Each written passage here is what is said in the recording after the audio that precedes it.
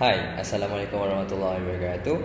My name is Danish Danial bin Muhammad Narzawawi. So, for the first question is all about Seri Meru Sedian Berhad, which is the first question. We have to calculate all the Seri Meru Sedian Berhad ratios, including liquidity ratios, asset management ratios, leverage ratios, and also profitability. So for the first ratios is liquidity ratios, which is mean to measure a company's ability to meet its short-term obligations. And two common liquidity measures are the current ratios and the quick ratios. The first thing that we have to measure is the current ratio, which is the current asset divided by current liabilities. So for Seri Meru Sedian Berhad, we got 3.18 times compared to industrial average, which is 2.5. The analysis is Seri Meru has lower liquidity compared to industry average. For every 1 ringgit in current liabilities, it supports by 3 ringgit and 81 cents in current assets compared to industry average. Next, we move to firm's asset management ratios, which is it is to measure how effectively a company is managing its asset. And the two common asset management ratios are the inventory turnover ratio and the account receivable turnover ratio. For the asset management ratios, the first ratio we can measure is inventory turnover ratio. Seri Meru got 2.66 times and the industry average got 4.5 times. It shows that the Seri Meru has lower inventory turnover than industry average. For the next ratio is average collection period. For the Seri Meru Sedian Berhad, they got 101 days compared to industry average, which is 80 days for them to collect the debt from the client. Next is non-current asset turnover, which is for Seri Meru Sedian Berhad, they got 5.36 times compared to industry average, 4.1 times. It shows that Seri Meru has high non-current asset turnover compared to industry average, which is they are good in using non-current asset in generating sales. The last ratio for asset management ratios is total assets turnover, which is they got 1.34 times compared to industry average, which is 1.5 times. It shows that Seri Meru is not effective in using all the asset in generating sales. For the firm's leverage ratios, it shows that how much a business has borrowed to fund its investment. The two common leverage ratios are the debt to equity and debt to asset ratios. For the debt management ratios, we got the first to measure, which is the debt ratio.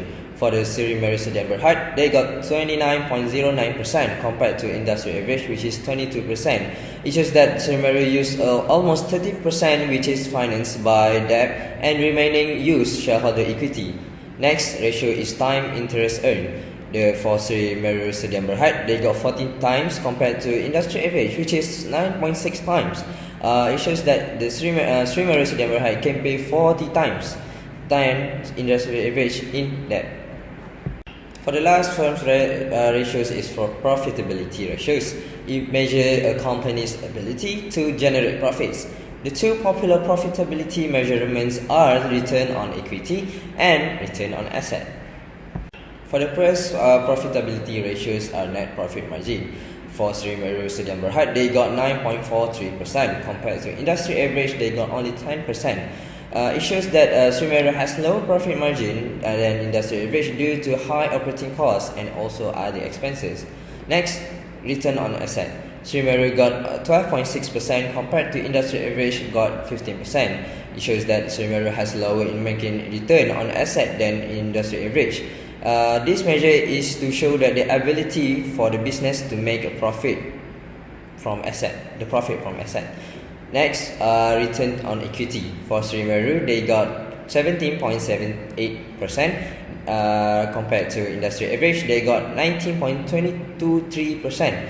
It shows that the profit earned by common stockholder from investment is low. So, for the next question is to provide possible reasons for the weaknesses and also to recommend appropriate actions to be taken to improve the shareholder wealth for the Seri Meru Sedian Berhad. For the first reasons for weaknesses for the leverage ratios is we identify that Semeru Sdn Bhd has high debt levels, which is high leverage ratios can be caused by overborrowing and having a high debt to equity ratio that can cause financial risk and interest cost rises. Next, for the reasons for weaknesses for profitability ratios, we identify the first, which is declining sales on margins, which is it shows that profitability ratios may suffer from a drop in sales or a decline in profit margins. Next is inefficiency in asset utilization. The business can be dealing with operational inefficiencies that make it more difficult for it to make efficient use of its resources. Next, limited growth of opportunities, where investors often look for companies with the potential for future growth, and the lack of such opportunities can impact a company's return on equity. Reasons for weaknesses for asset management ratios. For the first one is cash flow impact, which is a failure to provide customers with favorable credit terms might result in missed sales opportunities or strained relationships with clients who require longer payment periods. For the second point is obsolete inventory, which is keeping slow moving or outdated inventory on hand can affect turnover ratios and tie up money. The last point is ineffective marketing and sales strategies, which is in an attempt to draw clients, the business is not marketing its goods or services well enough. Next, we move for recommendation to improve shareholder wealth for the leverage ratios. Semeru can increase their revenue by business can increase their sales and profitability to generate surplus funds for debt settlement. Recommendation to improve shareholder wealth for profitability ratios has 3 points. The first one is develop sales strategies, which is a thorough review promotes long-term success, identify opportunities for improvement, and is in the with market demands. The next one is maintain optimal assets utilization, where the Semeru have to ensure maximum utilization, identify assets that are outmoded or underutilized and put in place efficient tracking and management mechanisms. The last one is devise diversity of product or service offering by business need diversifications in order to meet clients' wants and maintain growth and also react to changes in the market. Recommendation to improve shareholder wealth for asset management ratios. For the first one, reviewing credit terms, which is enhancing cash position, client connections, and financial stability are achieved by offering discount or special treatment as incentives for early payments. Next, we have avoid inventory obsolescence. For firms to effectively manage outmoded inventory, maximize storage space, lower cost, and also swift identity and remove unsellable or unlikely to sell items. Regular inventory audits are also essentials. The last one is conduct a comprehensive audit by determining your company income generation and client engagement strengths and weaknesses, so that you may make the necessary improvements and also modifications. Next, we will go to the question number 2, which is revenue for the Sami Berhad financial statement. As you can see from the graph, which is in 2022, despite global pandemic, Sami Berhad saw a 16.35% increase in revenue from 3.246 million in 2019 to Rm 3.776 million. The rise was attributed to the resilience of their diversified business portfolio and the stability of property development, healthcare, and education segment. Next, we have in 2021, which is Sami Berhad accelerated its upward trajectory with a 14.07% revenue surge to a new high of 5.289 million. The easing of pandemic restriction and strategic acquisition in high growth areas like e-commerce and digital healthcare fueled the company expansion. Lastly, in 2022, Sami Berhad maintained its impressive growth trajectory with a 7.95% increase in revenue to 5.670 million in that year. The year was characterized by a focus on solidifying operation, optimizing efficiency, and exploring new expansion avenue. Also, Sunway ventures into new territory, enter strategic partnership, and explore innovative technological solutions.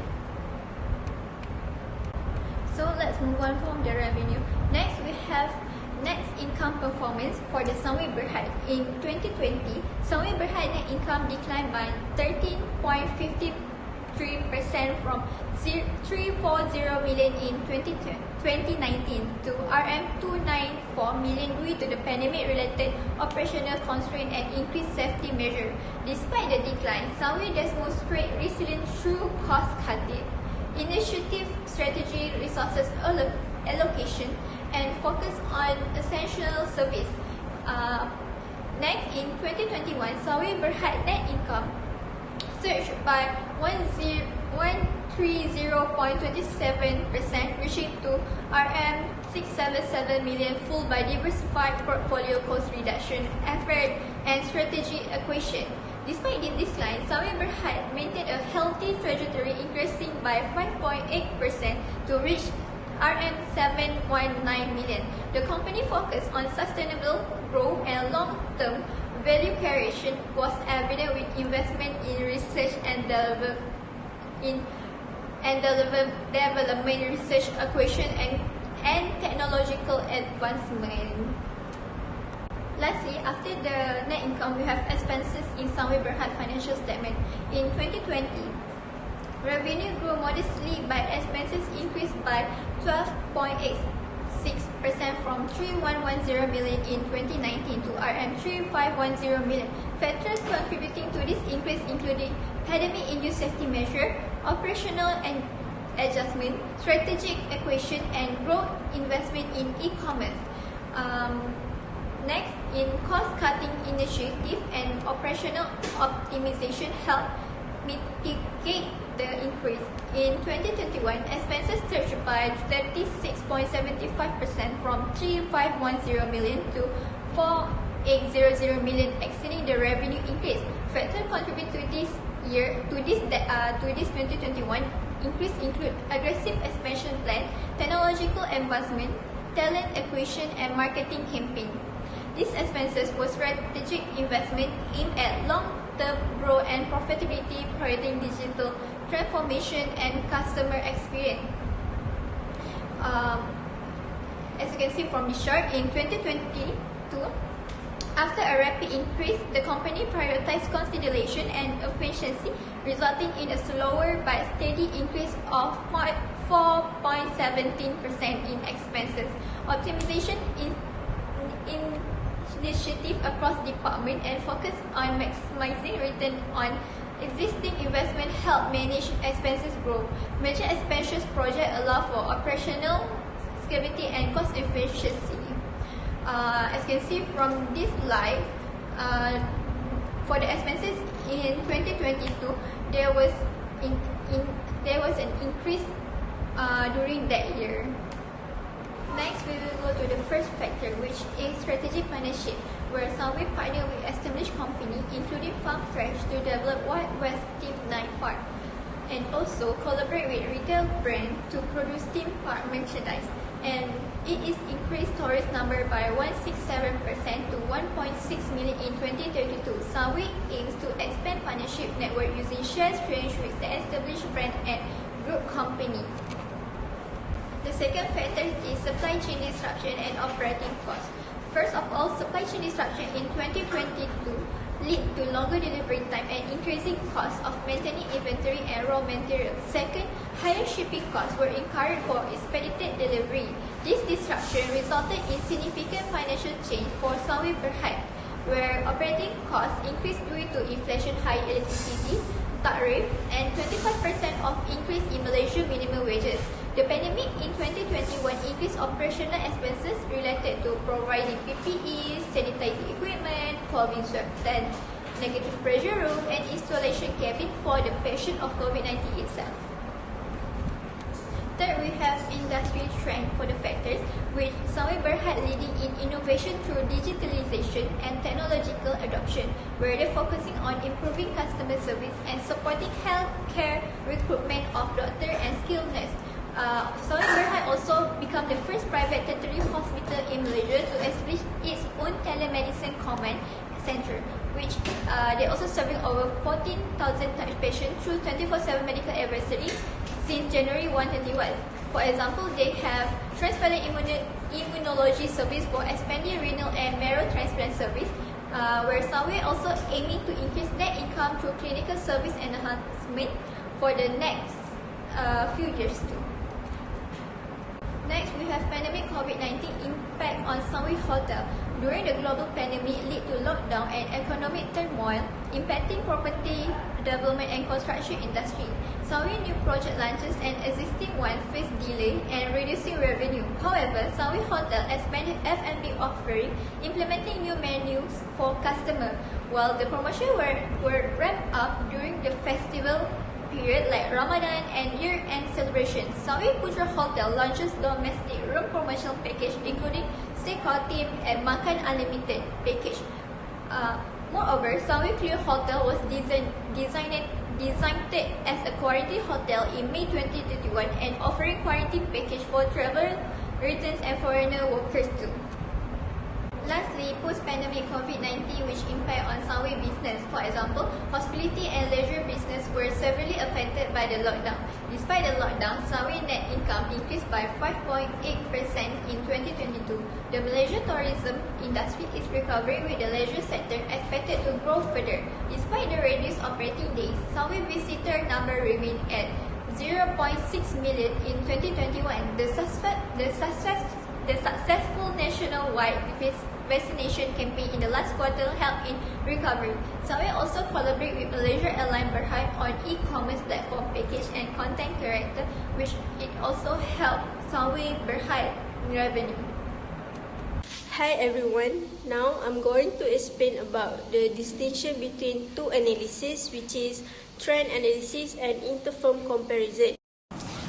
So here is the differences between trend analysis and interfirm comparison. So for the trend analysis and interfirm comparison are two independent approach to financial analysis. Each of them providing unique perspective on a company's performance. Trend analysis is the process of evaluating historical data over time to detect patterns or trends in key financial measures, including revenue, expenses, and profit. So, for this strategy, help in evaluating a company's previous performance and is providing insight into its financial direction. In contrast, interfirm comparison, often known as benchmarking, compares one company's financial performance to that of its industry peers. By comparing important ratios or indicators to similar companies, interfirm comparison provide a larger framework for measuring a company's competitiveness and operational efficiency within its industry. While for the trend analysis focuses on an individual's company's past performance, interfirm comparison seeks to determine how a company compares other in the same industry. So, for the both methodologies are useful tools for financial analysis because both of them provide a complementary viewpoints that can help with decision making, strategic planning, and identifying opportunity for improvement in the competitive landscape. Assalamualaikum, my name is Engku Adnan bin Engku Adnan from debate 5B. I will answer for question 3 to Roman. What are inherent problems and constraints of ratio analysis? First of all, ratio analysis, while useful, also has limitations. One difficulty is that ratios may not provide a complete picture because they are based on past data and do not reflect current market conditions. For example, a company's strong profit margin from last year may not reflect its current competitiveness. Furthermore, differences in accounting methods might distort ratios, preventing fair comparisons between organizations. For example, if a corporation employs aggressive revenue recognition practices, its profitability ratios may appear inflated when compared to a more conservative competition. In addition, ratios may fail to account for external factors such as economic shifts or industry trends, limiting their usefulness. For example, during an economic downturn, a company's debt ratios may worsen due to lower income, even if its debts are managed responsibly. For the first problem, using ratio analysis is it only based on historicals. It is because it based on previous data supplied by the company and so assumes that history will repeat itself, which may or may not be the case. Furthermore, such data are meaningless when a company changes its business plan or enters a new area of business. For example, let's say over the last 5 years, Sunway Berhad current ratio has steadily declined from 1.8 in year 1 to 0.8 in year 5. This decreasing trend signals possibly liquidity issues since the corporation may struggle to satisfy its short-term obligations using current asset. After that, Sunway Berhad debt to equity ratio has steadily increased from 0.5 in year 1 to 1.5 in year 5. This expanding tendency signals a greater reliance on debt for funding, which could limit the company's financial flexibility and increase its overall risk. The historical examination of these financial measures reveals that Sunway Berhad is dealing with liquidity issues and increasing financial debt. Addressing these limits is critical to maintaining the company's financial health and stability in the long run. The second problem issue is that it is not standardized across sectors. Different businesses operating in various industries are challenging to analyze using the traditional ratio analysis. Real estate companies have a low return on capital employed (ROCE) due to regular asset updates. However, certain industries do not require common asset evaluation, making it difficult to compare using ratio analysis. Ratio analysis criteria vary by industry, making it difficult to evaluate companies based solely on their standard financial ratios. A company in the trading industry may have current ratio of 3:1 might appear to be excellent compared to a company in real estate with a current ratio of maybe 1:1, as ratio analysis doesn't take into consideration the particular dynamics of the business and industry to which the companies relate to. Comparing financial ratios across industries can be difficult due to inherent differences in business models, capital structures, and operational dynamics. For example, consider the debt to equity ratio, which is a standard financial statistic. A technological business, high upfront research and development costs may result in a larger debt to equity ratio than a utility company, which has more steady cash flows and fewer capital requirements. Attempting to directly compare these ratios without taking into account industry-specific norms may result in incorrect findings. Similarly, industries with various asset intensities, growth rates, or regulatory frameworks might have considerably variable average ratios. For example, the return on assets of a capital-intensive manufacturing company may differ significantly from that of a service-oriented corporation. To ensure meaningful comparisons, limit ratio studies to companies in the same industry or sector. This allows for a more realistic assessment of financial performance in relation to industry norms and standards. Cross-industry comparisons can lead to misunderstandings and may not accurately reflect a company's financial health within its own business setting.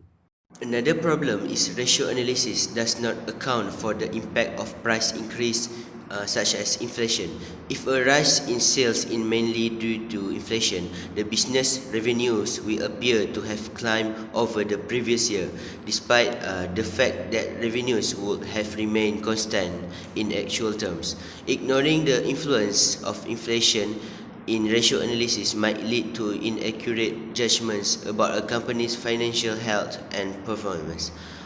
Inflation gradually erodes the purchase power of money, affecting both assets and liabilities on a company's balance sheets. For example, when calculating financial ratios such as return on assets or return on equity, the historical cost of assets and equity may not accurately reflect current market values due to inflation. This error may result in an overestimation of a company's profitability or financial leverage. After that, it is also doesn't incorporate accounting policies. Ratio analysis does not account for the influence of a company's accounting procedures on income and expenses recognition. The resulting comparison between the companies using ratio analysis will be biased and will not reflect the genuine comparison between the companies. Companies using the straight line method report different net profits, whereas those using the declining balance method report different results. Failure to use consistent accounting principles in ratio analysis might alter the accuracy and dependability of financial judgments.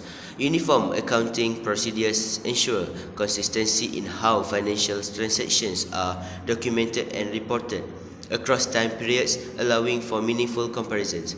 Consider two companies, Company X and Company Y, which operate in the same industry. Company X follow consistent accounting rules, whereas Company Y varies its accounting practices over time. If ratio analysis is carried out without taking these differences into account, the results may be misleading regarding their relative financial performance. For example, Company Y's apparent gain in profitability could be attributed to change in accounting rules rather than operational improvements. In contrast, Company X's regular implementation of accounting rules provides a more trustworthy foundation for determining its underlying financial health.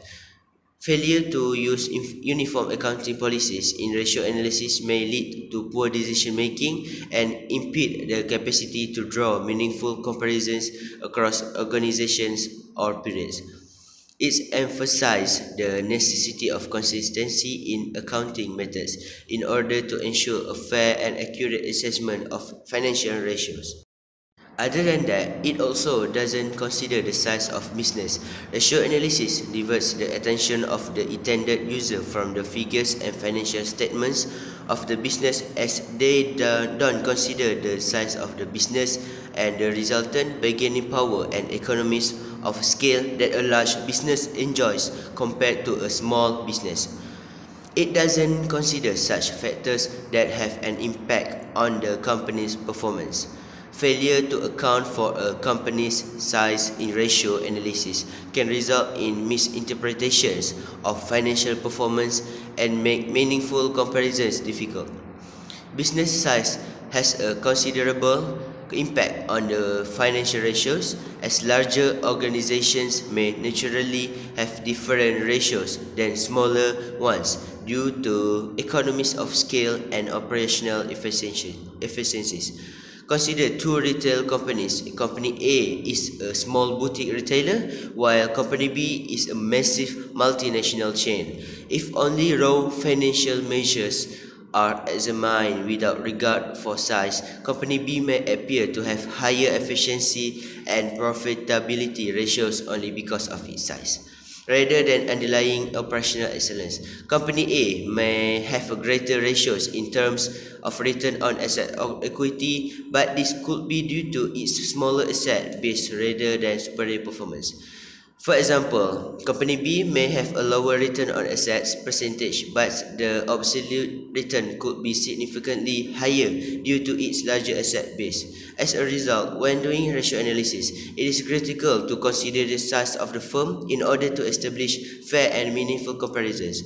ensuring a more accurate assessment of each company's financial health and performance in its own context. To summarize, while ratio analysis is a useful tool for evaluating a company's financial performance, it has inherent flaws and limitations that require prudence and nuanced interpretation. One key difficulty is the possible distortion produced by variances in accounting rules, as discrepancies in reporting standards between organizations might undermine ratio comparability. Furthermore, failing to account for inflation might bias prior performance evaluations, creating an inaccurate image of companies' financial health.